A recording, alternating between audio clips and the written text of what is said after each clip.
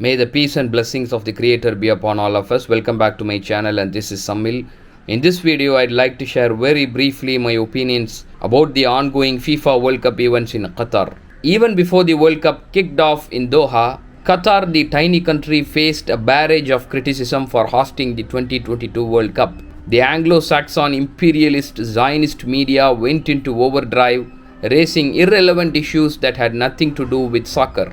Despite the initial outcry over non-availability of alcohol inside stadiums, mercifully this has stopped. Regardless of the type of government in Qatar, it has done an admirable job showing hospitality, providing a safe environment and presenting Islam in a positive manner. The World Cup in Qatar has blown off the lid of negativity about Islam in the media. The world's most viewed sporting event happens every 4 years, known as FIFA World Cup. It is estimated that over 4 billion people will view the games by the time they end on December the 18th. Qatar has taken advantage of the World Cup to reach out to hundreds of thousands of visiting fans to explain the reality of Islam and remove people's misconceptions. Qatar is the first Muslim country to stage a soccer World Cup. Curious visitors have flocked to an array of grand mosques interspersed with adhan, the call to prayer. The Blue Mosque has attracted thousands of visitors, including soccer players from Argentina and Brazil. Outside the mosque, there are booklets in different languages explaining the teachings of Islam and the life of Prophet Muhammad. May the peace and blessings of God be upon him.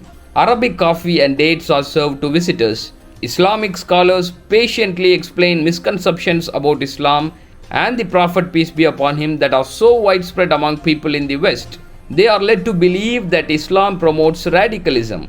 The booklets explain to people more about ethics, the importance of family bonding, and respect for mothers, neighbors, and non-Muslims. Numerous videos of visitors show admitting that the views on Islam and Muslims were tainted by unjustified prejudice projected by the media. Qatar has countered Islamophobia well, and according to social media posts, many people have embraced Islam during their visit to Doha. Islam, however, does not coerce people to convert. Moreover, many Muslims residing in Western countries have rediscovered their faith while attending the games in Qatar. The games are not about conversion or reconversion to Islam. Rather, it is an opportunity to present an accurate picture of Islam.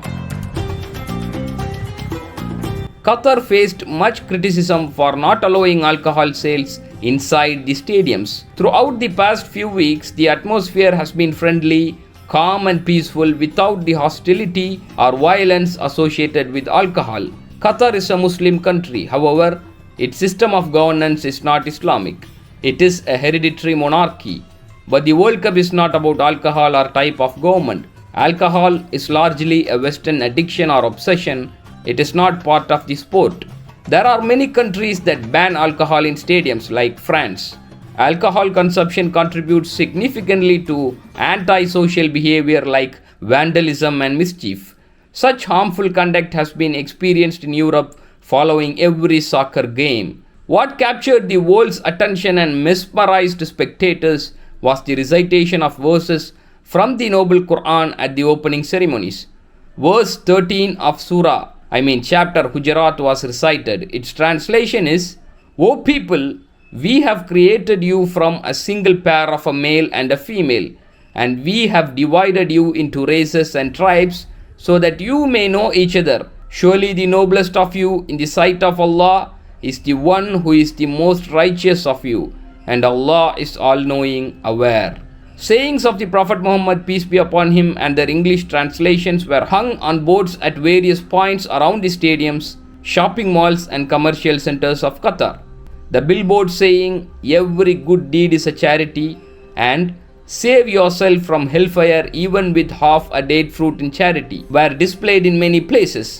Every seat in the stadium had a bag containing material about Islamic culture and Qatar. It was wise of Qatar to use one of the world's largest events to promote the message of Islam. After the US was eliminated, my personal preference was for either Senegal or Morocco to win the next round. I am always certain that one day an African team will win the World Cup. However, Because of lack of infrastructure, budget, organization, and soccer talent being bled to Europe, an African country winning may be years away. Not only has Europe bled Africa of its sport talent, but historically the continent has suffered a brain drain as well. Professionals from Africa, including doctors and engineers, have migrated to Europe and the US. In addition, predatory soccer agents and inadequate compensation for African soccer players has encouraged talented soccer players to leave the continent for Europe. Some estimates say that at least 15,000 young players are annually settled in Europe to play for European clubs. Several Arab countries have normalized relations with Zionist Israel. Soccer fans and Muslims, however, have shown to the entire world by carrying Palestinian flag and wearing armband that they are with the Palestinians in their struggle against Zionist apartheid Israel. The show of solidarity shown by people of diverse ethnicities and nationalities with the Palestinian people raises much hope that the world has not abandoned the Palestinian cause. They sang, "With spirit and blood we will redeem you, O Palestine." This sympathy and support throws egg and pours cold water over the so-called Abraham Accords. There can be no normalization with Israel while Palestinians are killed by the occupying forces, their houses demolished, and they face daily humiliations. Brazil's coach Tite got emotional when talking to an Arab man draped in a Palestinian flag. He offered to carry his sleeping grandchild to the metro. The Arab said he sympathized with us and showed us humanity. While Morocco lost its bid to host the 2026 World Cup, its win against Spain and then Portugal brought much cheer, taking it to the semi-finals. It looks forward to hosting it in 2030. It will be its fifth attempt to host the World Cup. The South African Football Association has pledged its unqualified support for Morocco's bid to host the 2030 World Cup just as it supported it for 2026. One can expect much Islamophobic racism and peddling of the old myths that Africa does not have the capacity to host the games.